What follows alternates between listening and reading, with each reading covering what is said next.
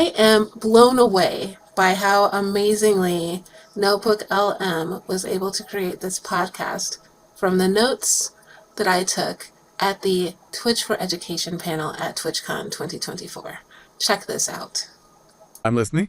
We've got some awesome notes here from a Twitch education panel. Oh, cool. Yeah, with insights from real movers and shakers in the edu streaming world. And get this, RayApollo, another panelist, dropped a stat that kind of blew my mind. All right, lay it on me. So Ray says that if you've got even just 10 people, right? Yeah. It's not about chasing millions of viewers. Right. It's about finding your niche, those 10 people who are genuinely hungry for what you bring to the table. Yeah. Because no matter how specific your interest is, there's a community out there, waiting to connect with someone who shares that passion. Totally. It's like Ray said, and I'm paraphrasing here, but it was something like, those 10 viewers, they could be watching anime instead. And they should, but they're here with you.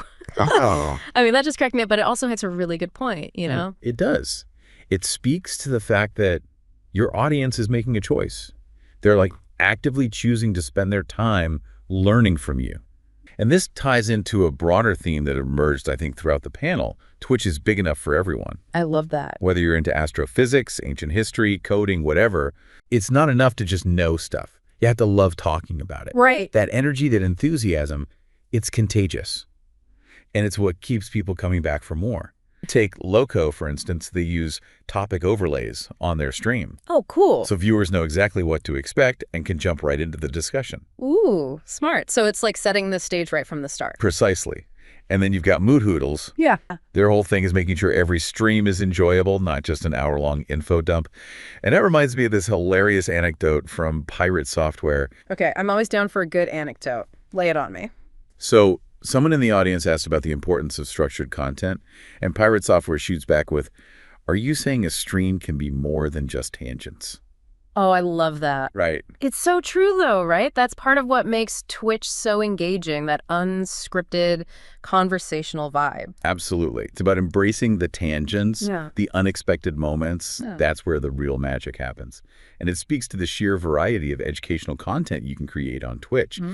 Beyond your traditional lectures, you've got tutorials, meta discussions about your field, even just playing a game related to your expertise and letting the educational moments emerge organically. Like that example they gave, shouting out the retro community for their awesome work, explaining the historical context of old games. Yeah. It's learning, but disguised as entertainment. Exactly. And honestly, sometimes that can be even more effective than a traditional lecture because it's so immersive and engaging. How do you actually measure success on a platform that moves as fast as Twitch? That's a question a lot of creators grapple with, for sure. And it's easy to get caught up in chasing vanity metrics. Totally. Like follower count and all that. Right. But Lowco, one of our panelists, had a really insightful perspective on this, I thought. Okay.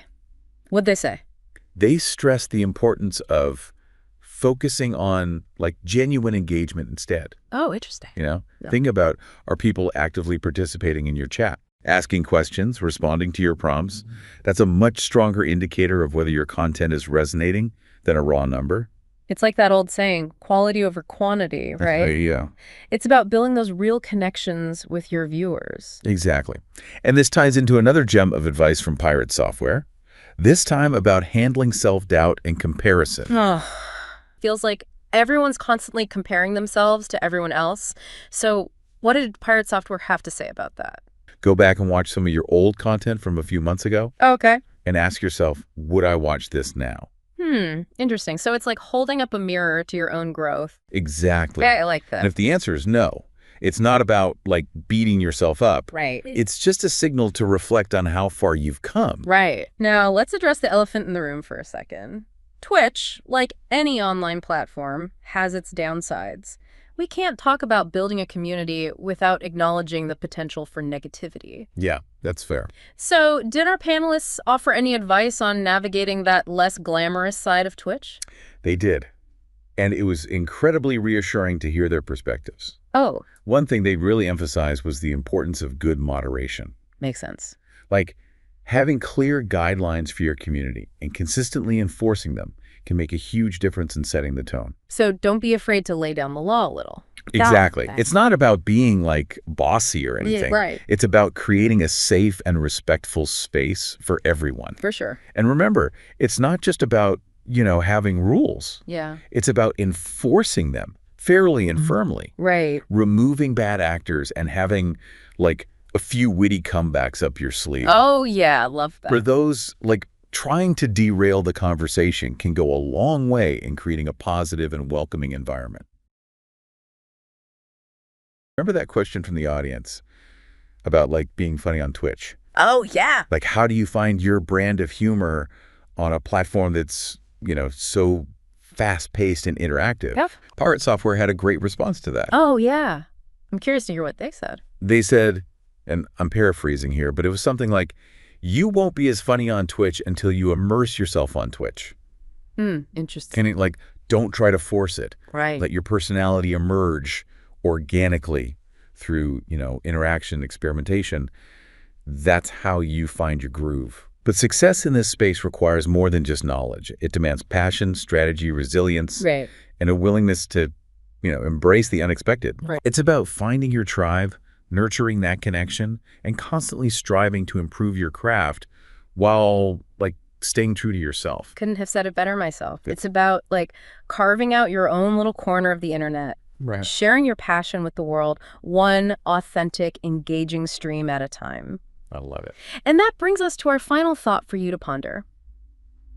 If you were to start an educational stream tomorrow, what one thing would you teach? Something that, like, truly combines your passions and expertise. That's a great